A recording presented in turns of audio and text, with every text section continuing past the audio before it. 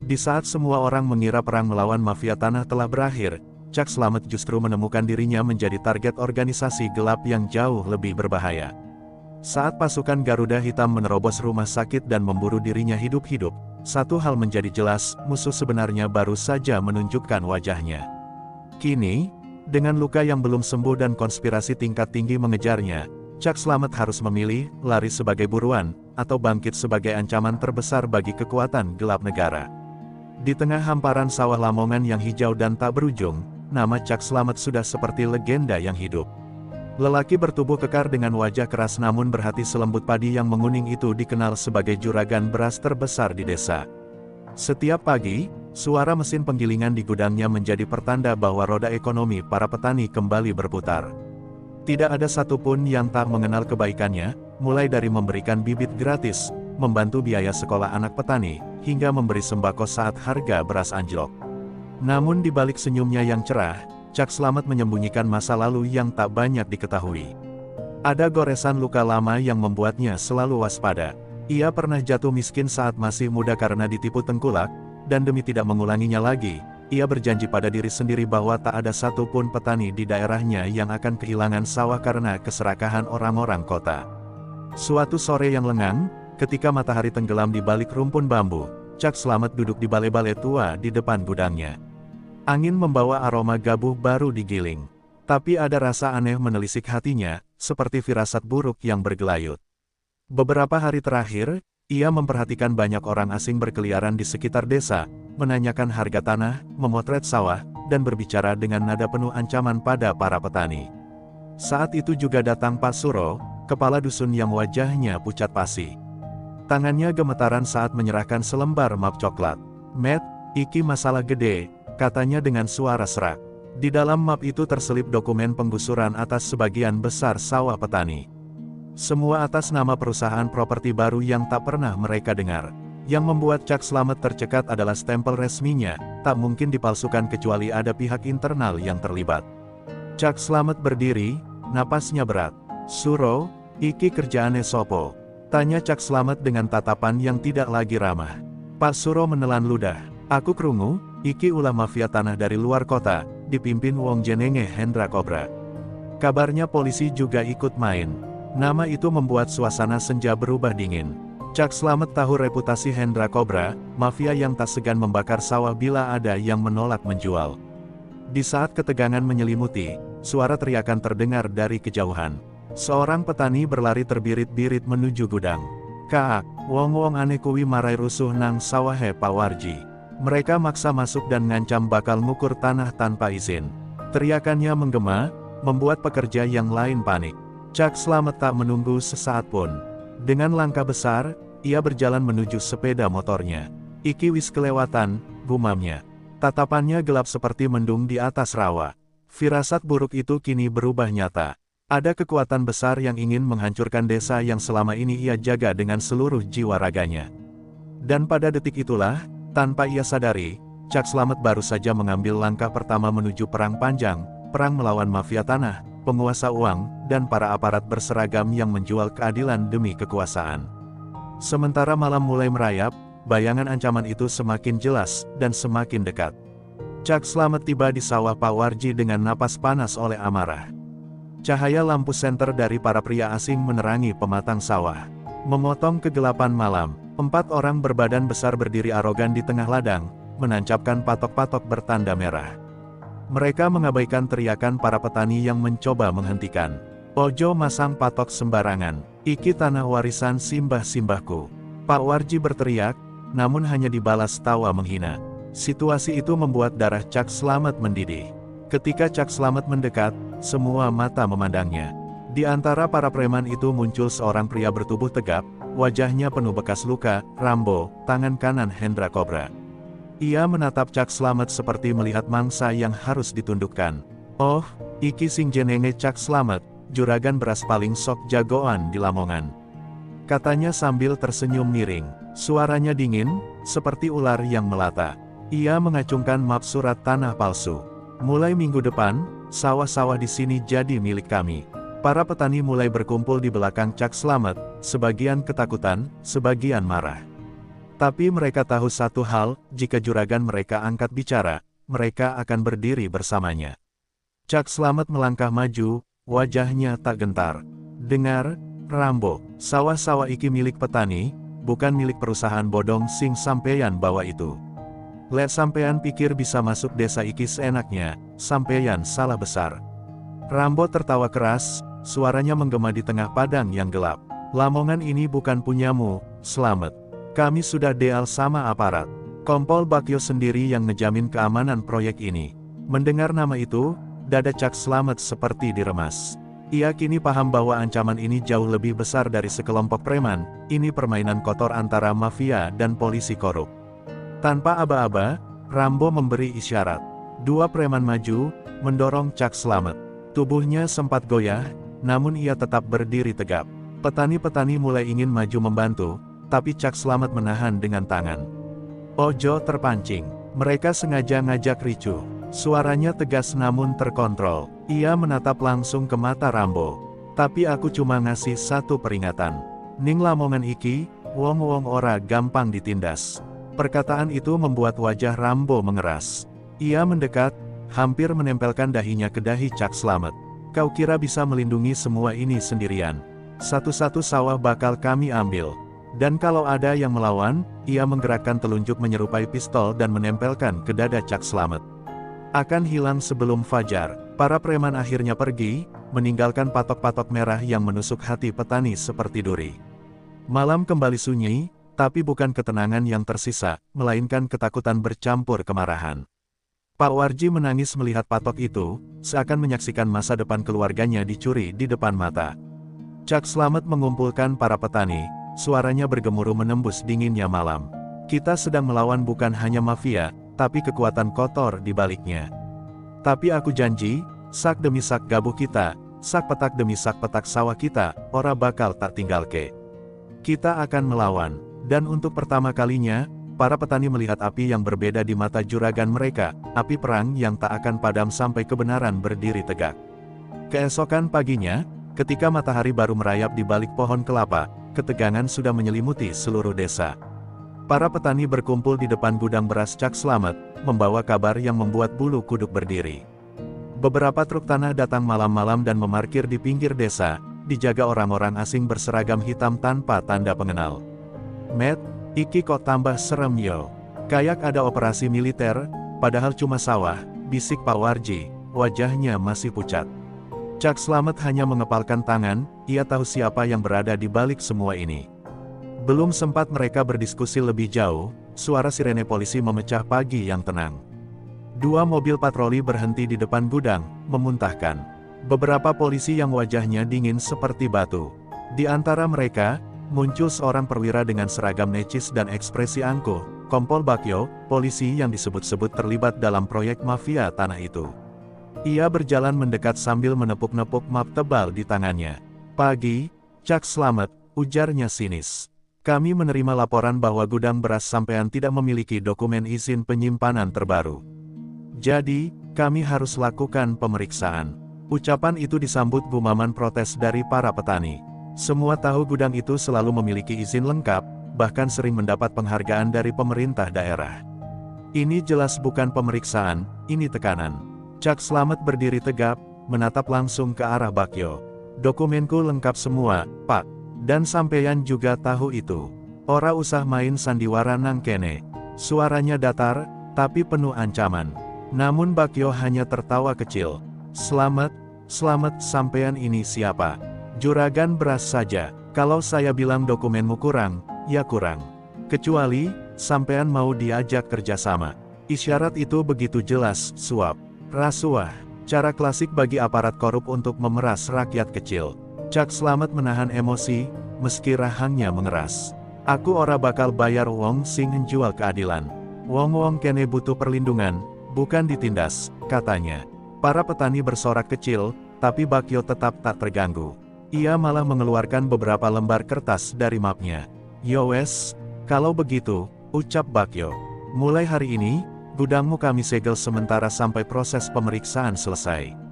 Dua polisi maju memasang garis kuning di pintu gudang, membuat para pekerja panik dan protes.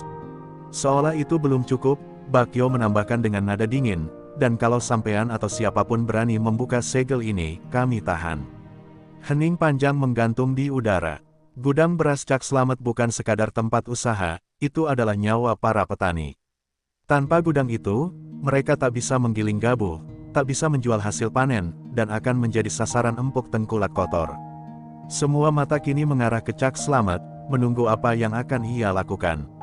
Cak Slamet berdiri di depan garis polisi itu, dadanya naik turun menahan emosi. Sampeyan salah nandingi wong Lamongan, Pak Bakyo, ujarnya pelan namun tajam. Le urusanmu iki mengenai mafia tanah, aku iso sabar. Tapi le sampeyan ganggu rejekin petani, aku bakal lawan sampai titik darah terakhir. Kompol Bakyo mendekat, menatap wajah Cak Slamet dari jarak sangat dekat, senyum licik menghias bibirnya. Kita lihat nanti, Cak. Siapa yang kuat, hukum, atau kau dan rakyat kecilmu itu. Setelah berkata demikian, ia naik ke mobilnya dan pergi, meninggalkan debu, kemarahan, dan ketakutan bercampur jadi satu. Dan pada pagi itu, Cak Slamet sadar, perang ini resmi dimulai. Perang bukan hanya melawan mafia tanah, tapi melawan aparat yang memperjualbelikan keadilan demi kepingan rupiah. Malam itu, ketika hujan turun pelan seperti bisikan ancaman, desa Lamongan masih tenggelam dalam kecemasan setelah gudang Cak Slamet disegel polisi korup. Para petani tidur gelisah, sementara Cak Slamet duduk sendirian di bale-bale depan rumah, menatap gelap tanpa berkedip. Sesuatu dalam dirinya mengatakan bahwa keadaan belum mencapai puncak bahaya. Dan firasat itu terbukti benar. Sekitar pukul 2 dini hari, suara deru mesin terdengar mendekat dari kejauhan, berat, kasar, dan tidak bersahabat. Dalam hitungan detik, 3 mobil pikap penuh preman berhenti tepat di depan gudang berasnya. Lampu-lampu mereka menyala terang, menusuk kegelapan. Rambo melompat turun, jas hujan plastik menempel di tubuh kekarnya. Waktunya kerja, teriaknya. Para preman membawa balok, besi panjang, dan botol berisi bensin. Mereka datang bukan untuk menakut-nakuti. Mereka datang untuk menghancurkan. Pagar gudang digedor keras hingga engselnya gemeretak. Petani yang bertugas berjaga malam berlari ke rumah Cak Slamet sambil menjerit memanggil bantuan. Namun suara mereka tenggelam oleh suara kaca pecah dan hantaman balok menghajar dinding-dinding kayu gudang. Cak Slamet segera bangkit, matanya membara. Iki wis kebangetan, gumamnya sebelum ia berlari keluar tanpa payung, diterpa hujan deras dan angin malam. Saat Cak Slamet tiba, ia melihat pemandangan yang merobek hatinya, mesin penggilingan berasnya dihancurkan, karung-karung gabuh disobek, isinya berserakan bercampur air hujan, dan preman-preman asyik menendang peralatan dengan tawa puas. Ia berteriak, "Cukup, ojo sentuh barang-barang iki." Suaranya menggelegar, membuat para preman sejenak berhenti. Tapi hanya sesaat, Rambo menoleh dengan senyum bengis. Oh, juragan akhirnya datang. Rambo maju sambil membawa parang yang memantulkan cahaya lampu pikap. Bakyo sudah kasih lampu hijau. Gudangmu sekarang bangunan liar, jadi kami bantu, bereskan. Beberapa preman menjeritkan dukungan sambil terus merusak. Hujan membuat suasana semakin mencekam, menambah kesan bahwa malam ini adalah malam pembantaian, bukan malam biasa. Cak Slamet melangkah maju menghadapi Rambo, tanpa senjata, hanya dengan tekad keras yang tak tergoyahkan. Ketika Rambo mengayunkan parang, Cak Slamet menghindar ke samping, tangannya mencengkeram lengan preman itu dan mendorongnya keras hingga terjatuh ke lumpur. Para petani mulai berdatangan, membawa kayu dan cangkul, namun dengan jumlah yang jauh lebih sedikit. Bentrokan pun pecah, suara teriakan, kayu patah, dan besi menghantam tanah menggema di tengah hujan. Para petani berjuang sekuat tenaga, tapi preman-preman itu dilatih, brutal, dan tak segan melukai. Meski begitu, Cak Slamet bertahan dengan gigih, tubuh besarnya menghadang serangan dari segala arah. Namun jumlah musuh terlalu banyak. Di tengah kekacauan, salah satu preman melempar botol berisi bensin yang terbakar ke salah satu sisi gudang. Api langsung menyala, menjilat dinding kayu yang sudah basah oleh hujan, namun tetap mudah terbakar karena minyak yang tumpah dari mesin yang dirusak. "CAAK, APII!" teriak seorang petani panik. Cak Slamet menoleh cepat, wajahnya pucat. Gudang yang ia bangun dari nol, tempat bergantungnya ratusan petani, kini terbakar perlahan, seperti sengaja diprotakkan oleh takdir yang kejam. Dan di tengah kobaran api yang mulai membesar, Rambo berdiri sambil tertawa lantang. "Ingat, Slamet, Melawan kami artinya melawan maut. Para preman pun mundur ke mobil mereka, meninggalkan kehancuran yang menganga. Api menyala, hujan tak mampu memadamkannya.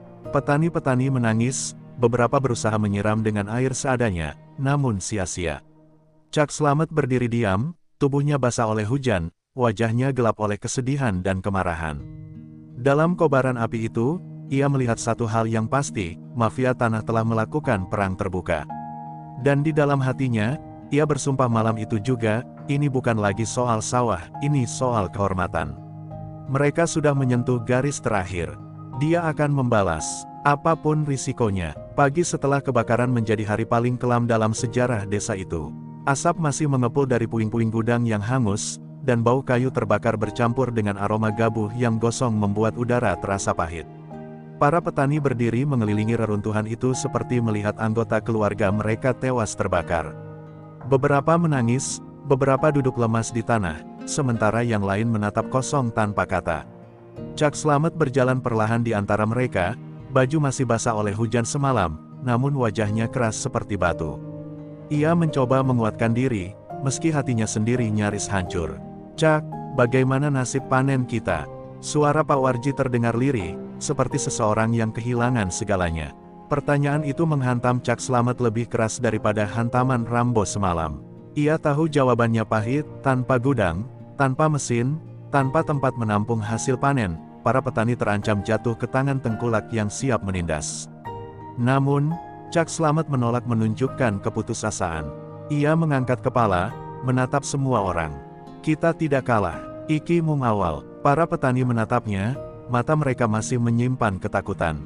Namun suara Cak Slamet kini berubah tegas, penuh keyakinan yang memaksa mereka untuk tetap berdiri. "Aku bakal ndandani kabeh iki. Masih ana cara, kabeh sawah bakal tetap panen, dan gabahmu bakal tetap tak tampung. Ora ana siji wae sing bakal kelaparan."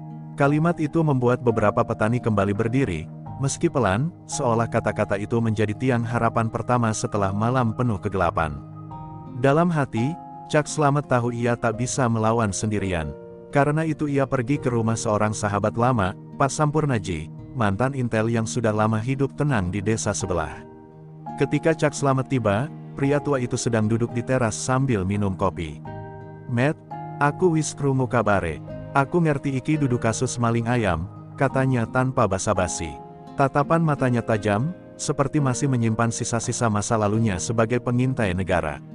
Cak Slamet duduk, menjelaskan semuanya, Rambo, Hendra Kobra, dan Kompol Bakyo. "Aku butuh bantuanmu," katanya. Pak Sam hanya mengangguk pelan. "Kowe ngadepi 3 hal sing paling bebayani ing negeri iki, duit, kekuasaan, lan hukum sing iso dibeli. Tapi tenang, aku isih duwe sedulur lan jaringan sing ora kabeh bisa disuap." Ia masuk ke rumahnya dan kembali membawa sebuah map tua berisi catatan-catatan lama, nomor kontak, dan peta jaringan mafia tanah di Jawa Timur. "Iki perang, Met, lek kowe siap, aku melu." Malam harinya, Cak Slamet mengumpulkan para pemuda desa di balai dusun, anak-anak muda yang selama ini membantunya di sawah dan di gudang. Wajah mereka dipenuhi marah dan dendam atas kejadian semalam.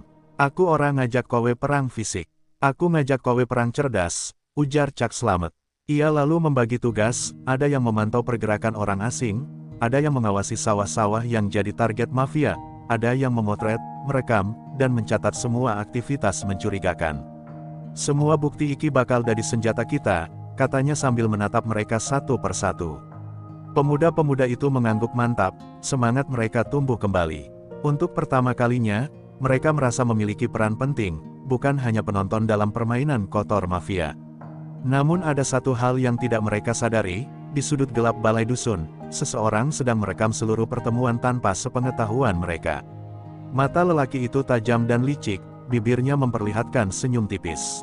Dialah Yoyo, orang yang selama ini bekerja di gudang dan dianggap keluarga oleh Cak Slamet, namun rupanya menjadi mata-mata yang dibayar mahal oleh mafia Hendra Kobra. Dan malam itu, tepat ketika Cak Slamet memulai rencana melawan dengan caranya sendiri, Yoyo sudah berlari ke tempat persembunyian untuk melaporkan semua strategi itu. Perang kecerdikan yang dimulai Cak Slamet baru saja bocor ke tangan musuh, tanpa ia sadari sedikit pun. Langit sore itu tampak muram, seakan mengisyaratkan badai besar yang sebentar lagi datang. Di balai dusun, para pemuda berkumpul untuk memulai tugas mereka sesuai arahan Cak Slamet. Mereka menyusun rencana, menyiapkan alat rekam, dan membagi wilayah pengawasan. Cak Slamet berdiri di tengah mereka, memberi motivasi dengan suara berat namun penuh semangat. Tidak ada yang tahu bahwa di balik semua itu, ada satu mata yang mengintai dengan maksud berbeda, mata Yoyo, pengkhianat yang baru saja memberi informasi penting kepada kubu lawan. Sore itu, Yoyo berpura-pura membantu mempersiapkan logistik. Ia tertawa seperti biasa, mengangguk setiap perintah, dan menepuk bahu kawan-kawan seakan ia bagian dari perjuangan. Namun di dalam saku jaketnya, ponsel kecilnya masih merekam isi rapat dan wajah-wajah orang yang mempercayainya. Ia menyembunyikan rasa bersalah yang sesekali menghantam dadanya, tapi setiap kali ia ingat uang tebal dari Rambo, kebimbangannya hilang. Sementara itu, Cak Slamet bersama Pak Sampurnaji menganalisis data awal yang baru mereka kumpulkan. Foto-foto preman yang berkeliaran, nomor mobil yang mencurigakan, hingga rekaman percakapan samar antara seseorang yang diduga tangan kanan Hendra Cobra, semuanya mulai membentuk pola. Iki jelas jaringan besar, kata Pak Sam sambil menunjuk peta. Mereka sudah lama siap, sawah-sawah desa ini hanya awal, Matt. Tujuannya proyek properti raksasa. Namun ketika Cak Slamet hendak mengatur langkah berikutnya, tiba-tiba salah satu pemuda desa bernama Doni berlari dengan wajah tegang. Cak, ada yang aneh. Tiang survei pemerintah sudah dipasang di sawah tanpa izin. Mereka minta kita kosongkan area besok pagi. Semua orang bangkit serentak, kaget dan marah. Ini bukan lagi ancaman dari mafia, tetapi aksi nyata yang melibatkan oknum aparat. Bagaimana bisa perintah secepat itu keluar? Siapa yang membocorkan rencana desa? Tanpa disadari, Yoyo mundur perlahan dari kerumunan, memucat. Ia tahu bahwa informasi yang ia berikan kepada Rambo semalam sudah digunakan. Hampir saja ia tertangkap basah ketika Doni berkata, mereka tahu rencana patroli kita. Seolah-olah mereka mendengar langsung pembicaraan kita semalam. Yoyo menelan ludah. Kata-kata itu seperti belati yang hampir menyayat tubuhnya sendiri. Ketegangan makin menebal ketika Cak Slamet merasakan ada sesuatu yang tidak beres. Nalurinya yang tajam sebagai juragan lama mulai menangkap gelagat licik. Ono sing bocor, gumamnya pelan. Rencana kita terlalu rapat untuk diketahui orang luar, kecuali ada yang buka kelawang Saka Enjero. Para pemuda saling berpandangan, wajah mereka penuh kecurigaan dan rasa takut. Namun mereka belum bisa menuduh siapapun. Sementara itu, di pinggir desa, Yoyo sudah berlari ke rumahnya, bernapas tersengal. Ia merogoh uang pemberian Rambo, memandanginya, namun tangan yang menggenggam uang itu bergetar hebat. Perasaan bersalah menghantamnya lebih keras ketika ia melihat dari kejauhan para petani tua berdiri memandang sawah mereka, bingung dan gelisah. Aku salah, tapi sudah terlambat, gumamnya, wajahnya pucat. Namun ia belum tahu, Rambo dan anak buahnya sedang mendekat ke desa, membawa instruksi baru dari Hendra Cobra. Yoyo mengira ia sekadar memberi informasi kecil, tapi mafia tanah tidak pernah puas dengan sekadar informasi. Mereka ingin sesuatu yang lebih besar, nama dalam perlawanan desa itu, Cak Slamet. Dan malam itu, ketika semua orang sibuk merencanakan pertahanan desa, bayangan pengkhianatan Yoyo mulai berubah menjadi badai besar yang siap menyapu abis perjuangan yang baru saja dimulai. Langit Surabaya memerah ketika sore mulai turun, seolah ikut menandai bahwa hari itu adalah hari paling menentukan bagi Cak Slamet. Di depan gudang beras utamanya, deru mesin truk terdengar bersahutan, tetapi itu bukan truk pengangkut beras.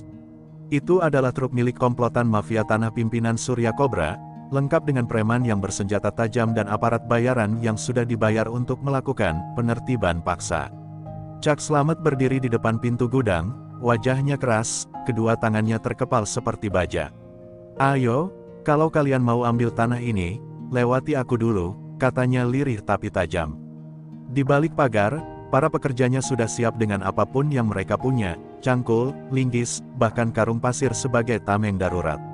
Mereka bukan petarung, tapi mereka adalah orang-orang yang hidupnya diselamatkan oleh Cak Slamet. Mundur bukan pilihan. Di kejauhan, suara sirene polisi terdengar mendekat. Bukan untuk membantu, tetapi untuk memastikan operasi mafia tanah itu berjalan lancar. Kombes Rendra, yang sejak awal menerima suap Surya Cobra, muncul dengan senyum dingin. Slamet, jangan bikin masalah. Ini hanya urusan administrasi, katanya tanpa rasa malu.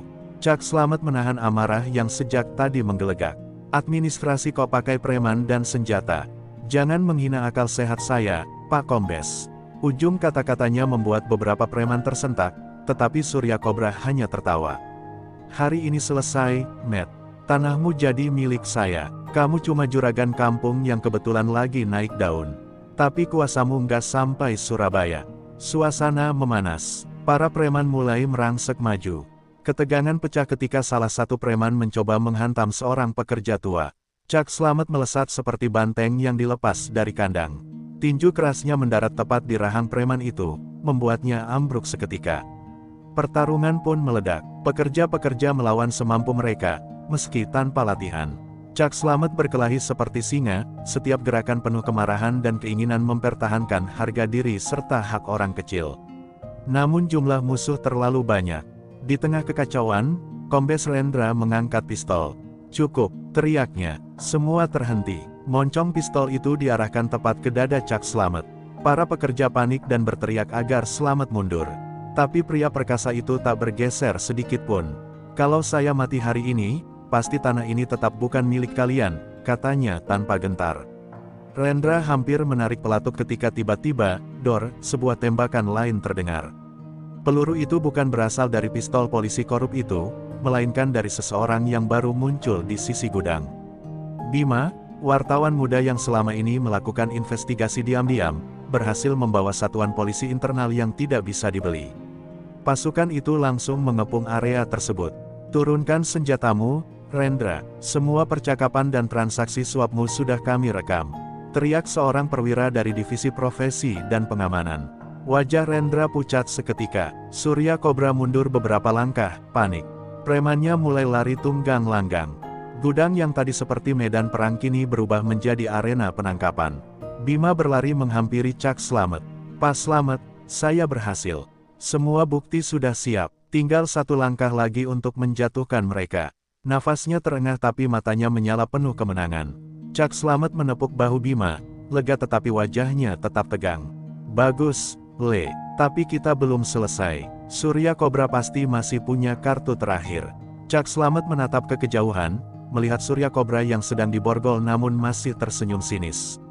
Senyum itu bukan senyum orang kalah. Itu adalah senyum orang yang masih menyembunyikan sesuatu. Sesuatu yang jauh lebih besar, lebih berbahaya.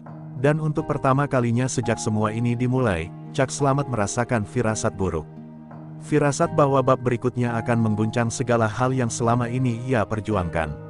Malam itu, setelah Surya Cobra dan Kombes Rendra resmi ditangkap, gudang beras Cak Slamet berubah dari medan perang menjadi tempat berkumpul para pekerja yang masih diliputi ketegangan. Namun, ketenangan itu hanya bertahan sebentar. Bima datang tergesa-gesa sambil membawa sebuah map lusuh yang tadi disita dari mobil Surya Cobra. Wajahnya pucat, seperti baru melihat sesuatu yang tak seharusnya ia lihat. "Pak Slamet, tanah panjenengan ini ternyata bukan sekadar tanah biasa," katanya dengan suara bergetar.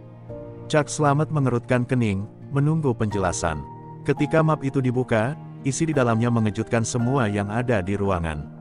Ada peta bawah tanah, dokumen pemerintah yang distempel, rahasia, dan foto-foto drone yang memperlihatkan sesuatu terkubur di bawah lahan milik Slamet.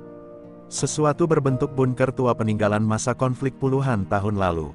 Di dalam dokumen tertulis, lokasi penyimpanan cadangan logistik negara, status, hilang, tidak terdata. Cak Slamet terpaku. Bunkers dengan cadangan logistik negara. Mengapa bisa ada di bawah tanah keluarganya? Bima menjelaskan lebih jauh. Menurut dokumen itu, lokasi tersebut dulunya adalah tempat penyimpanan beras dan logistik darurat era krisis, 98. Namun seiring waktu, catatan administrasinya hilang, dan tempat itu dilupakan. Rupanya, Surya Cobra dan jaringan mafia tanahnya menemukan kembali data itu dan ingin menguasai bunker tersebut, bukan untuk negara, tetapi untuk memperdagangkan logistik itu di pasar gelap internasional. "Kalau semua ini bocor keluar, skandalnya bisa mengguncang pemerintahan," kata Bima pelan. Cak Slamet menahan napas panjang. "Berarti, bukan cuma tanahku yang mereka incar, tapi isi perut bumi di bawahnya." Pikirannya langsung melesat ke banyak hal. Apakah keluarganya dulu mengetahui? Apakah ayahnya sengaja merahasiakan area itu? Namun sebelum ia sempat mencerna semuanya, salah satu anggota polisi internal mendekat membawa kabar buruk. Pas Slamet, Surya Cobra kabur. Dia melarikan diri dalam perjalanan menuju kantor Polda. Ada yang membantunya dari dalam. Ruangan sontak gempar. Bima memukul meja frustasi. Pasti jaringan polisi korup yang masih tersisa. Mereka masih lindungi Surya Cobra karena kalau dia bicara, banyak perwira bisa jatuh. Cak Slamet menggenggam map itu kuat-kuat, rahangnya mengeras. Wajahnya yang semula hanya dipenuhi amarah kini mulai dipenuhi tekad baru, tekad untuk mengungkapkan sesuatu yang jauh lebih gelap daripada sekadar mafia tanah biasa. Belum sempat mereka mengatur strategi, suara ledakan kecil terdengar dari arah belakang gudang.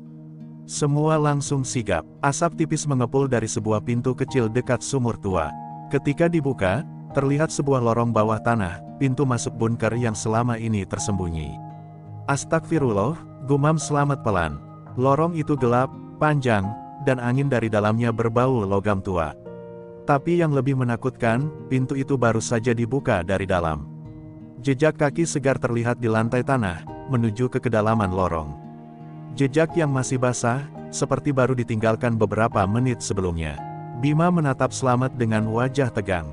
Pak, sepertinya Surya Cobra kabur ke dalam sini. Dan saat itu juga, Cak Slamet tahu, pertempuran mereka belum selesai. Bahkan, yang akan datang mungkin jauh lebih berbahaya daripada apa yang mereka hadapi selama ini. Dengan napas berat dan dada yang membara, Cak Slamet melangkah menuju gelapnya bunker tersebut. Kalau dia sembunyi di bawah tanahku, aku sendiri yang akan menyeretnya keluar. Malam itu, tanpa onegas, tanpa bala bantuan penuh, hanya dengan keberanian dan tekad yang nyaris nekat, Cak Slamet memasuki dunia rahasia yang selama puluhan tahun terkubur dalam diam. Dan di sanalah babak paling kelam dari perjuangan ini akan dimulai. Lorong bawah tanah itu terasa seperti perut bumi yang menelan siapapun yang masuk ke dalamnya. Lampu-lampu tua yang menempel di dinding hanya menyala sebagian, menghasilkan kilau redup berwarna kuning kusam yang membuat bayangan Cak Slamet memanjang dan bergoyang seperti makhluk lain yang mengikutinya. Udara di dalamnya lembab, dingin, dan berbau karat.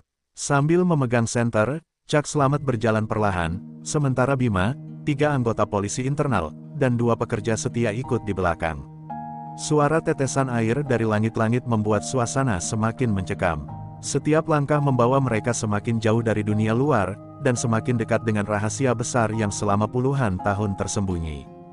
Di beberapa bagian lorong, mereka menemukan peti-peti berkarat bertuliskan, Cadangan Nasional 1998. Ada yang sudah kosong, ada yang masih tersegel. Bima mengusap debunya, wajahnya tercengang. Kalau semua ini dijual, Surya Cobra bisa jadi miliarder dalam semalam. Namun Slamet tidak fokus pada nilai barang-barang itu, ia hanya ingin menangkap orang yang telah menghancurkan hidup banyak orang. Ketika mereka tiba di sebuah ruangan besar, lampu neon tua tiba-tiba menyala otomatis. Ruangan itu seperti gudang raksasa yang dibiarkan mati. Rak-rak besi menjulang tinggi, penuh dengan kotak logistik, peralatan darurat, hingga beras yang sudah berubah menjadi batu keras. Namun yang paling mencolok adalah pintu baja besar di ujung ruangan. Pintu itu terbuka sedikit, dan dari dalamnya keluar angin panas yang tidak wajar. Dia masuk ke sana, ujar Slamet sambil memperketat genggamannya pada linggis yang dibawanya. Saat mereka mendekat, terdengar suara langkah kaki tergesa dari balik pintu. Tiba-tiba, brak, sebuah benda dilempar dari dalam. Ledakan cahaya kecil membuat semua orang menunduk. Itu bukan bom, melainkan flashbang rakitan. Ketika cahaya mereda, suara tawa serak terdengar bergema. Surya Cobra muncul dari balik pintu baja dengan wajah penuh luka, tapi matanya masih menyala penuh kebencian. Di tangannya ada pistol milik salah satu polisi korup yang membantunya kabur. Aku sudah bilang, Matt, permainan belum selesai. Anggota polisi internal mengambil posisi. Namun Surya Cobra tidak diam, ia menendang sebuah rak sehingga jatuh dan membuat debu tebal memenuhi ruangan. Dalam kekacauan itu, ia melepaskan tembakan acak. Suara peluru memantul dari dinding logam, membuat semua orang berlindung. Cak Slamet menggertakkan giginya, tak tahan lagi melihat orang-orangnya terancam. Dengan keberanian yang nyaris nekat, ia menerjang masuk ke arah Surya Cobra, menerobos debu dan tembakan. Pertarungan mereka pecah hebat di tengah ruangan itu.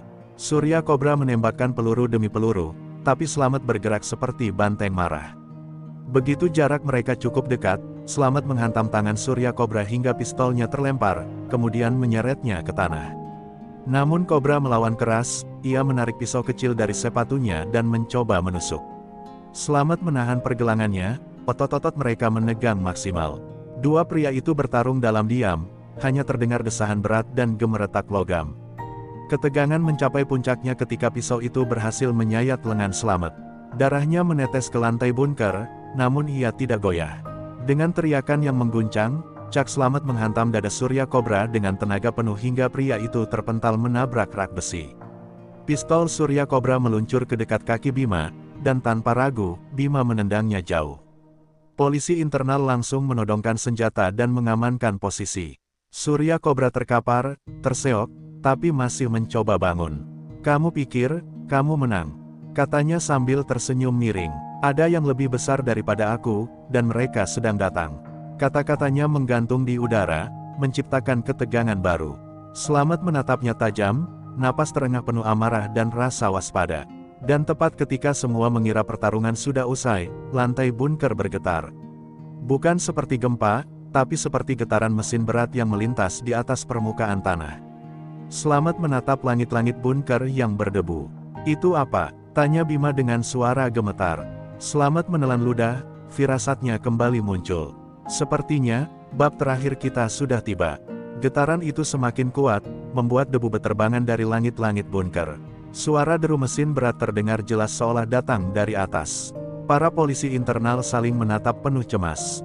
"Ini bukan kendaraan biasa," kata salah satu dari mereka. Bima menelan ludah, matanya bergerak. Gelisah ke arah pintu-pintu baja. Chuck Slamet, meski lukanya masih mengalirkan darah, tetap berdiri gagah. Ia menatap Surya Cobra yang masih tergeletak namun tersenyum licik. "Apa lagi yang kau siapkan, Cobra?" tanyanya geram. Surya Cobra hanya menggeleng pelan sambil menertawakan mereka. "Bukan aku, tapi mereka." Beberapa detik kemudian, suara besi diseret terdengar dari lorong. Lalu muncul tiga pria berjaket hitam dengan emblem perusahaan keamanan swasta raksasa yang dikenal sebagai Garda Sarana Raya, sebuah perusahaan yang sering disebut-sebut menjadi tameng mafia kelas atas. Mereka adalah pasukan elit bayaran, lebih profesional dari preman, lebih kejam daripada aparat korup. Pemimpinnya, seorang pria tinggi berambut perak yang dipanggil Komandan Fargo, melangkah masuk dengan senyum dingin. "Terima kasih sudah menemukan bunker ini untuk kami," katanya kepada Slamet, seolah semua ini hanya permainan. Bima maju, menodongkan pistol. "Garda Sarana Raya tidak punya otoritas masuk ke fasilitas negara manapun. Anda sudah melanggar hukum," serunya. Tapi Fargo hanya menertawakannya. "Anak muda, hukum hanya berlaku bagi mereka yang tidak punya uang untuk membeli kebal." Ia lalu memberi isyarat ringan kepada anak buahnya. Dua pasukan hitam langsung bergerak cepat, menodongkan senjata otomatis ke arah rombongan Slamet. Semuanya langsung siaga, ketegangan mencapai titik didih. Chuck Slamet melangkah maju, menghadang mereka tanpa rasa takut meski tak memiliki senjata api. "Kamu mau apa sebenarnya?" tanya Slamet. Fargo menatapnya dalam-dalam. "Isi bunker ini bernilai triliunan. Tapi kami tidak hanya mengincar logistiknya, kami mengincar data." Ia mengangkat sebuah tablet yang menampilkan dokumen rahasia negara yang ditemukan Surya Cobra. "Data ini bisa mengguncang ekonomi nasional. Dan menggunakannya, akan menguntungkan kami." Saat itu, semua orang menyadari bahwa yang mereka hadapi bukan lagi mafia tanah biasa, tapi operasi tingkat nasional. Tiba-tiba, BRAP BRAP BRAP, suara rentetan tembakan dari atas terdengar menggema. Debu jatuh dari langit-langit, dan suara komando polisi menggelegar dari pengeras suara. Semua personel tetap di tempat. POLDASUS sedang melakukan penyerbuan. Rupanya Bima, sebelum masuk bunker, telah mengirim koordinat terakhir ke jurnalis senior dan salah satu pejabat Kementerian Dalam Negeri yang bersih. Informasi itu sampai ke POLDASUS, pasukan khusus kepolisian anti-mafia, dan kini mereka menggeruduk lokasi dari permukaan. Mendengar itu, Fargo mendengus marah.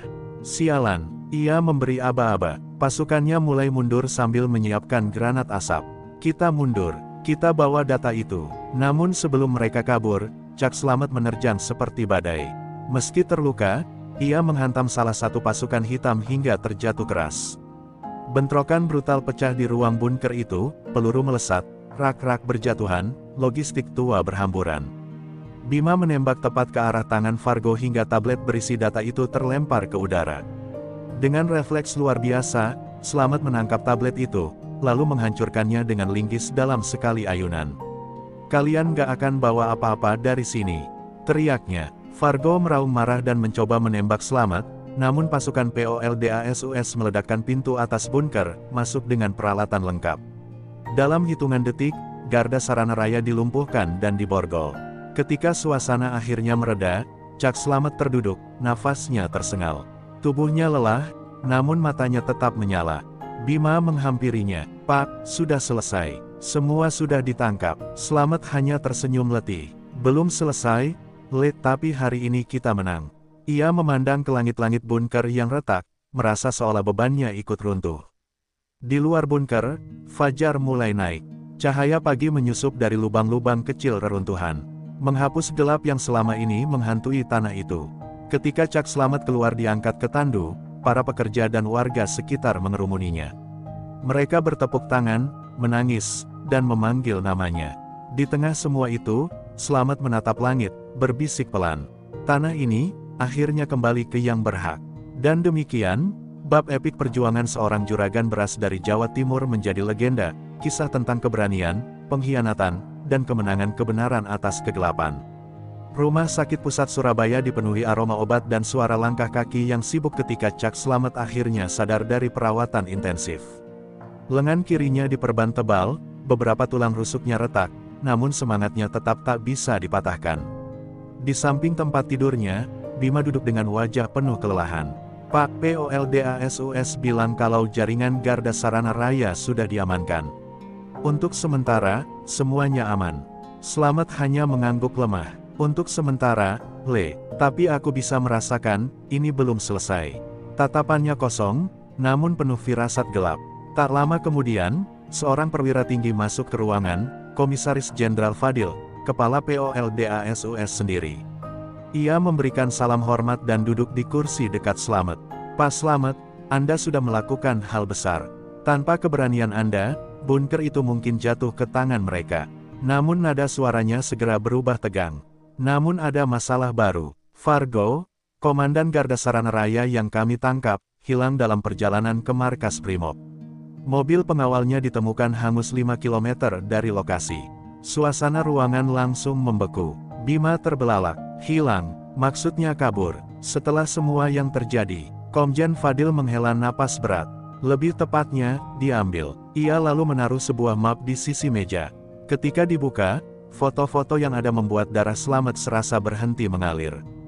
Foto itu menampilkan sekelompok pria berpakaian serba gelap dengan simbol burung Garuda hitam di lengan mereka, simbol yang tidak dikenal oleh aparat resmi manapun. "Ini kelompok bayangan, Pak Slamet. Mereka disebut Garuda Hitam. Mereka beroperasi di luar jalur hukum dan berada langsung di bawah sponsor politik tingkat tinggi." Slamet mengangkat tubuhnya sedikit meski kesakitan. "Kenapa mereka ambil Fargo?" tanya Slamet dengan suara berat. Fadil menatap langsung ke matanya. "Karena Fargo bukan pemimpin, dia hanya pion. Kepala sebenarnya dari operasi ini, belum tersentuh sama sekali." Kata-kata itu menghantam ruangan seperti bom. Bima merasa tenggorokannya kering. "Berarti, semua yang terjadi masih langkah awal mereka." Komjen Fadil mengangguk pelan. "Benar, dan ada alasan kenapa mereka ingin bunker itu." Sebelum pembicaraan berlanjut, seorang perawat berlari panik ke ruangan.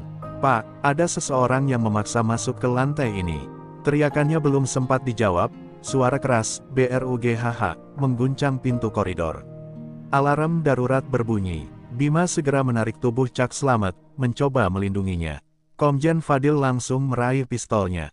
Di balik kaca jendela ruangan, bayangan-bayangan hitam bergerak cepat, seperti pasukan terlatih yang tahu persis apa yang mereka cari. Pintu lantai 3 dijebol paksa. Teriakan perawat bercampur suara langkah sepatu bot memenuhi udara. Seseorang dari Garuda Hitam berteriak lantang, targetnya di ruang 312. "Amankan dia hidup-hidup." Suara itu membuat darah Slamet mendidih. Bahkan terluka parah sekalipun, ia menolak menjadi mangsa. "Le, bantu aku berdiri," katanya pada Bima. Meski terkejut, Bima segera menopangnya. "Pak, sampeyan masih luka parah." Slamet menggeleng keras. Kalau aku diam saja, mereka akan habisi kita semua. Komjen Fadil memposisikan diri di depan, melindungi mereka. Kita harus turun ke ruang bawah tanah. Ada pintu keluar khusus. Suara dentuman semakin dekat. Garuda hitam mendekat dengan formasi rapi. Cak Slamet menggertakkan giginya, berdarah namun tak patah. Tekadnya membara lebih kuat dari rasa sakit. Kalau mereka mau nyeret aku pastikan mereka pulang tinggal nama.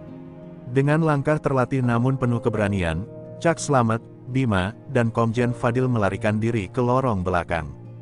Di belakang mereka, pasukan Garuda Hitam menerobos masuk, membawa ancaman yang jauh lebih mematikan dibanding Surya Cobra maupun Fargo. Perburuan baru telah dimulai, dan kali ini, lawan mereka bukan hanya mafia, tetapi kekuatan gelap yang ingin mengguncang negeri dari dalam.